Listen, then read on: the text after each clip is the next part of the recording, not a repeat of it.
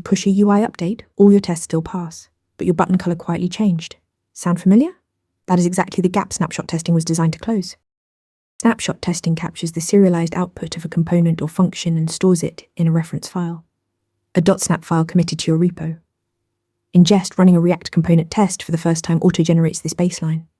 That file becomes the source of truth for what the output is supposed to look like. Every subsequent test run re-renders the component and compares the result against that saved file. If anything differs, an added CSS class, a change prop, an extra DOM node, the test fails immediately. This is exactly the point. Snapshot tests are your early warning system for unintended regressions in component output.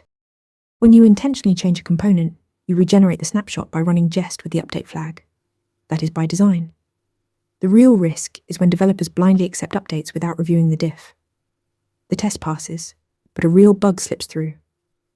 Snapshots also grow verbose over time, so treat them as a complement to focused unit tests, not a replacement. Snapshot testing guards against unintended output changes by comparing against a saved baseline. Review every diff carefully, and they become a powerful safety net. Want to nail questions like this in your next interview? Interview Mentor gives you hands-on practice with real questions. Every answer gets a grade with specific, personalized feedback. Track your progress across topics and difficulty levels.